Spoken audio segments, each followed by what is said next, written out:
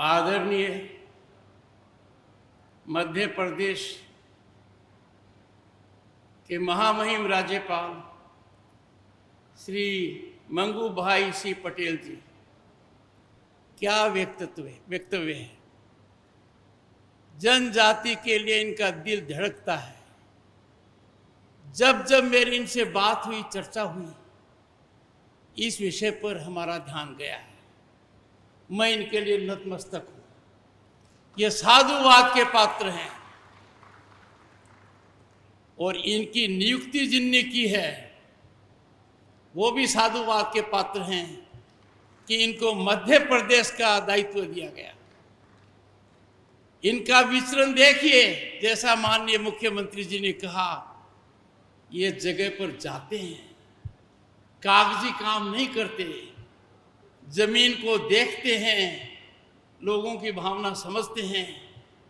और इनका जो आज उद्बोधन हुआ है, ये दिल का नहीं है, ये दिमाग का नहीं है, ये इनकी आत्मा है। इन्होंने आप सबके सामने जो कहा है वो आप सबके फायदे के लिए कहा है।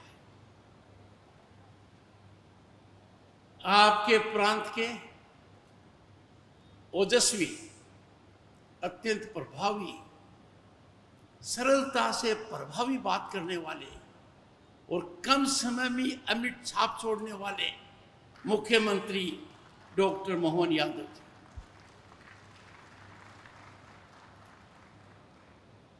हर स्थान किसी के लिए शुभ पड़ता है और डॉक्टर मोहन यादव के लिए इस जिले का प्रभारी होना इतना शुभ पड़ा कि वो पूरे प्रदेश के प्रभारी बन गए हैं।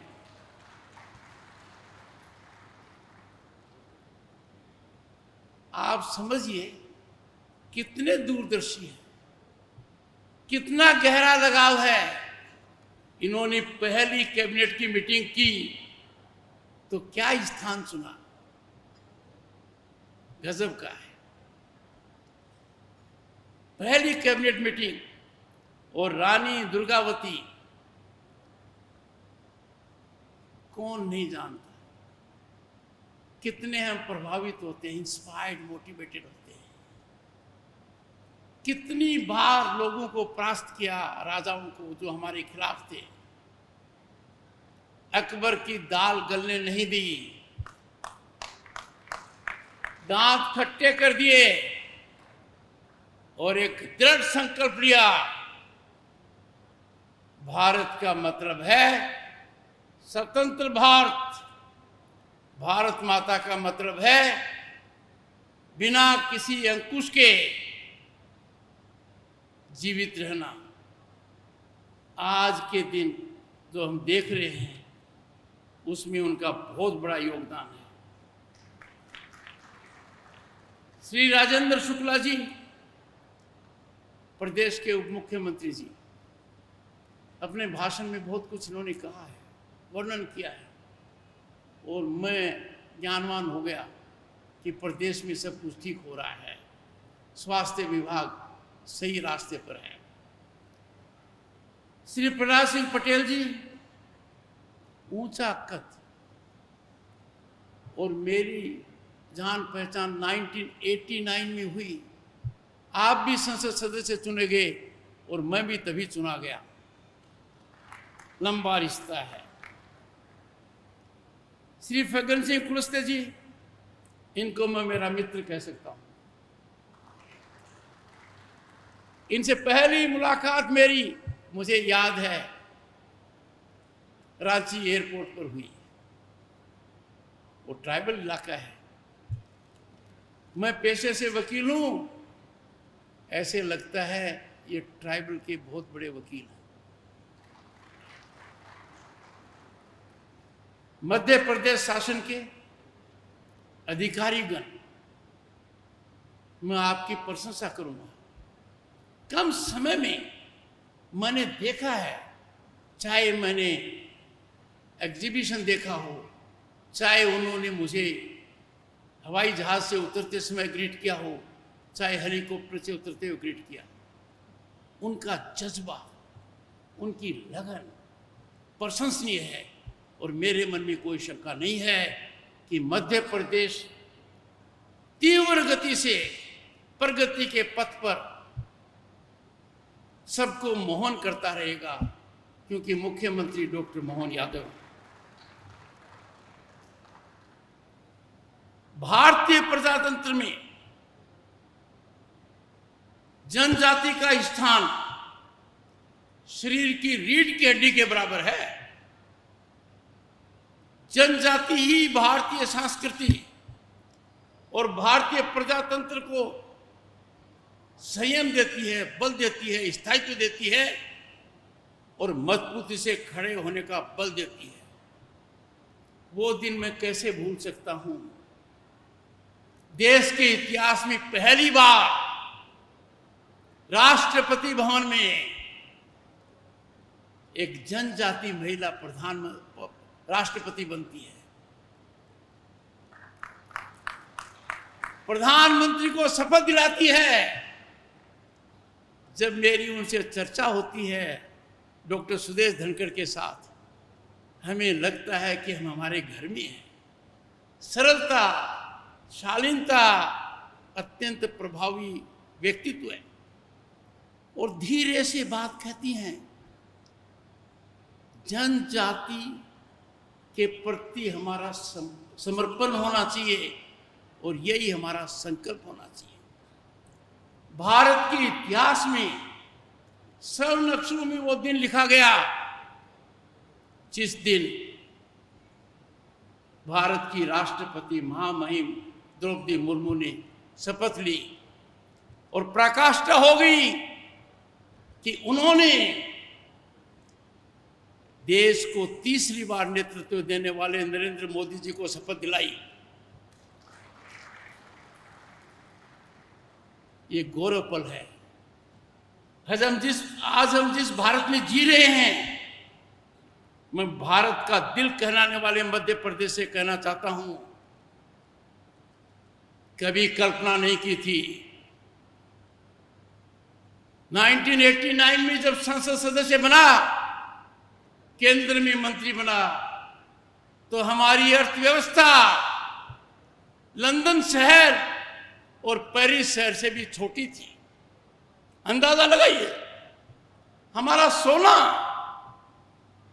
हमने गिरवी रखा स्विट्जरलैंड के 2 बैंकों को। हम कहां से कहां आ गए, हमने किस किस को पीछे छोड़ दिया। ब्राजील, कनाडा, इंग्लैंड, फ्रांस और अब बारी है जर्मनी और जापान की। इसमें जनजाति का बहुत बड़ा योगदान है। भारत की पहचान जनजाति कल्चर है। भारत की पहचान में आपका बहुत बड़ा योगदान है और इसी वजह से भारत के प्रधानमंत्री ने 2 बड़े संकल्प लिए हैं, महान संकल्प लिए हैं। एक कि जब भारत, जहां दुनिया का 1/6 हिस्सा रहता है, 1/6 ऑफ ह्यूमैनिटी रहती है, जब वो आजादी की शताब्दी मनाएगा 2047 में, तो भारत विकसित राष्ट्र होगा और विकसित राष्ट्र की पहचान होगी सिकल सेल बीमारी का पूर्ण उन्मूलन। यह दृढ़ संकल्प भारत के प्रधानमंत्री ने लिया है और भारत के प्रधानमंत्री ने इसकी घोषणा जुलाई 2023 में आपके पड़ोसी जिले शहडोल से की है और राष्ट्रीय सिकल सेल एनीमिया उन्मूलन मिशन 2047 की शुरुआत की है। मैं आपको ये बताना चाहता हूं, 2047 का हवन शुरू हो चुका है। इस हवन में सभी को आहुति देनी है, राष्ट्रीयता का हमें दिखानी है। ये मैराथन मार्च है, इसमें सभी चल रहे हैं।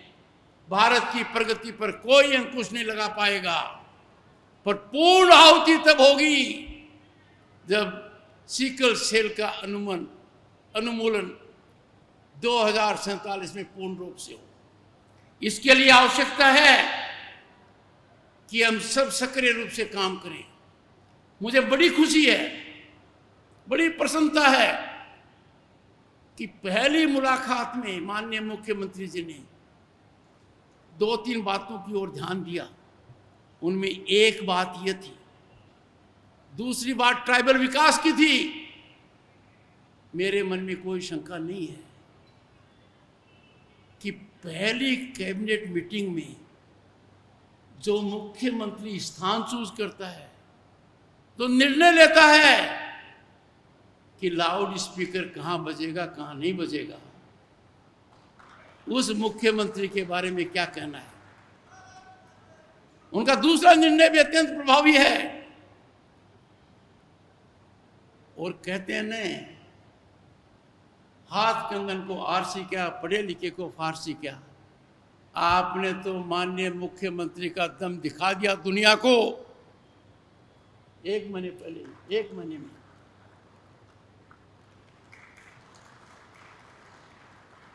देश का एकमात्र भूभाग है जो इतनी पराकाष्ठा पर गया है। मुझे कहने की आवश्यकता नहीं, मेरे से ज्यादा आप समझते हैं।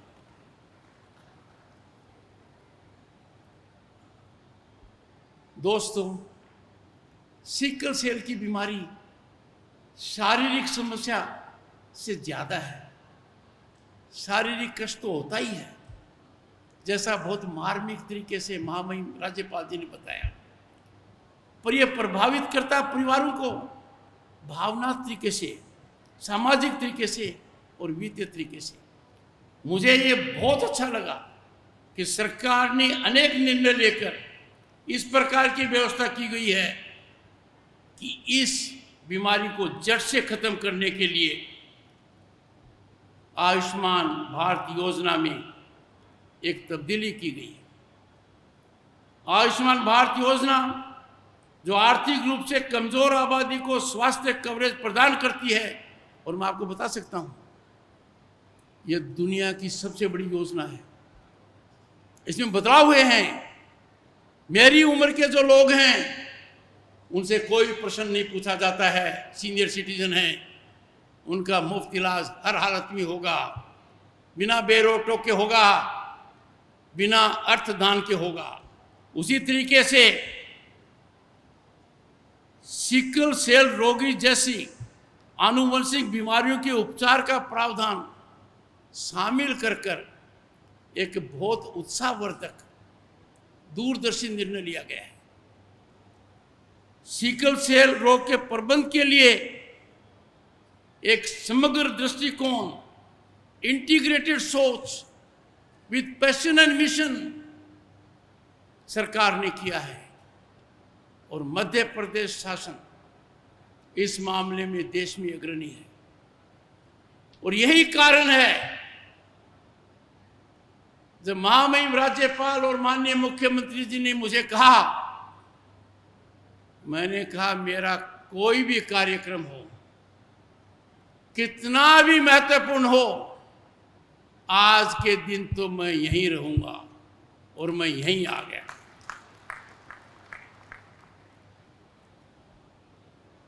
डिंडोरी और आसपास के क्षेत्रों में समृद्ध जैव विविधता हर्बल और पारंपरिक औषधीय ज्ञान का खजाना प्रदान करती है। मैंने आंखों से देखा है, और मैंने जब वस्तु मेरे को दिखाई जा रही थी तो मैंने 3-3 पीस उनके ले भी लिए, चाहे सूंठ हो, चाहे गला ठीक करने वाली हो, मैंने ले लिए। और माननीय मुख्यमंत्री जी ने, जब मैं आपके हनी को देख रहा था, शहद को देख रहा था, तो मैंने कहा ये उठाना थोड़ा ठीक नहीं होगा। उन्होंने तुरंत एक बड़ा पैकेट उठाया और दे दिया। मैं माननीय मुख्यमंत्री जी को आश्वासन देना चाहता हूं, उन्होंने मुझे शहद ही नहीं दिया है, शहद जैसा मीठा संबंध डिंडोरी से कायम कर दिया है। प्रधानमंत्री जी का सोच में एक बात की और बताता हूं आपको। भारत के संविधान में जनजाति के लिए विशिष्ट प्रावधान है, पर 10 साल में इन प्रावधानों को बहुत जबरदस्त रूप से जमीनी हकीकत किया गया है। इन्हीं इलाकों के अंदर हमारी खनन और अन्य राष्ट्रीय धरोहर है। ऐसी व्यवस्था की गई है कि जनजाति विकास के लिए जो धन उधर जा रहा है उसका एक हिस्सा निश्चित आएगा। ये बहुत नई बात है, अत्यंत प्रभावी है, इसका अच्छा संचालन हो रहा है। मैं मानकर चलता हूं कि औषधि और हर्बल के मामले में माननीय मुख्यमंत्री जी जो आपका सोच है उसको आगे बढ़ाइए देश में, और उपराष्ट्रपति निवास में भी हर्बल गार्डन की घोषणा करता हूं, और माननीय मुख्यमंत्री जी इसमें मेरा सहयोग करेंगे और उसमें डिंडोरी का खास स्थान होगा।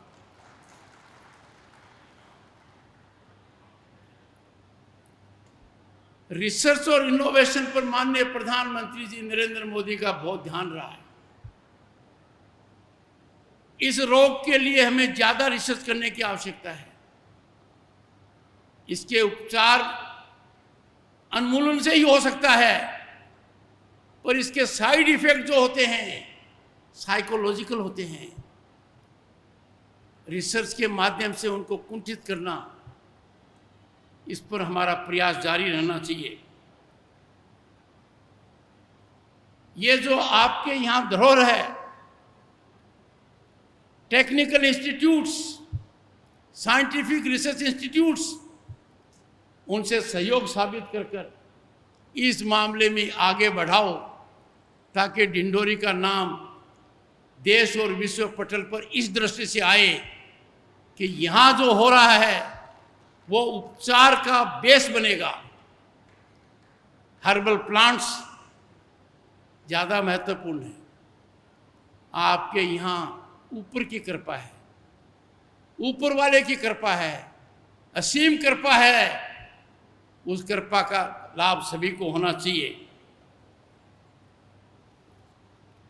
दोस्तों, सबसे बड़ी बीमारी क्या है? भ्रामक प्रचार, दुष्प्रचार। आपने तो बहुत देखा होगा। चलो राजनीतिक क्षेत्र में दुष्प्रचार हो, बीमारी का दुष्प्रचार नहीं होना चाहिए। इसको रोकने का होना चाहिए। सभी को सकारात्मक रवैया अपनाना चाहिए। It is a situation where we should be hand holding those who are suffering from this element. We have to do everything ताकि हर तरीके से सामाजिक जीवन उनका सार्थक हो, समाज के वो एक अंग हो। जागरूकता है उनमें, जैसे जागरूकता की दृष्टि से महामहिम राज्यपाल ने अपने उद्बोधन में बहुत बड़ा संकेत दिया है। हमारी सामूहिक जिम्मेवारी है, जिसके लिए सरकार जो बहुत सक्रिय है, हेल्थ प्रोफेशनल्स जो कमिटेड हैं, शोधकर्ताओं, समाज सेवियों का ठोस प्रयास जो हो रहा है, वो निश्चित रूप से मैं मानता हूं 2047 से पहले फलीभूत हो, ये मेरी कामना है। साथ मिलकर हम एक ऐसा भविष्य बना सकते हैं जहां किसी को भी इस बीमारी के दुष्प्रभावों से पीड़ित न होना पड़े। कहते हैं ना, पहला सुख निरोगी काया, दूसरा घर में माया। काया निरोगी नहीं है तो आप कितने ही सशक्त हो, कितने ही बुद्धिमान हो, कितने ही कर्मशील हो, कितने ही अच्छा सोच रखो, आप कुछ कर नहीं पाओगे। खुद भी स्वस्थ रहिए और दूसरों को भी स्वस्थ रहने की प्रेरणा ही मत दीजिए, मदद कीजिए कि वो भी स्वस्थ रहें। और जो इस रोग से पीड़ित हैं उनके प्रति हमारी विशेष जिम्मेवारी है। मैं आप सभी आयोजकों को, स्वास्थ्य कर्मियों को और समुदाय के सदस्यों के प्रति हार्दिक आभार प्रकट करता हूं, क्योंकि उनकी समर्पण की जो भावना मैंने देखी है माननीय मुख्यमंत्री जी में, उनके अधिकारियों में, दिस टच माई हार्ट। कोई व्यक्ति इस मुद्दे को सरकारी कार्यक्रम से आगे ले जा रहा है और इस तरीके से ले जा रहा है कि हर हालत में बदलाव आएगा, मेरे मन में कोई शंका नहीं है। I wish the honourable chief minister the very best. आपकी अटूट प्रतिबद्धता और अथक प्रयास माननीय मुख्यमंत्री जी हम सब के लिए प्रेरणा का स्रोत है। आइए हम सिकल सेल रोग को खत्म करने और भावी पीढ़ियों के लिए एक स्वस्थ, अधिक समावेशी समाज का निर्माण करने के लिए करुणा और दृढ़ संकल्प के साथ मिलकर अपना कर्तव्य निभाएं। समापन करने से पहले मैं दो बात कहना चाहूंगा। माननीय राज्यपाल और माननीय मुख्यमंत्री जी का ये निमंत्रण मैं और मेरी धर्मपत्नी सदैव याद रखेंगे।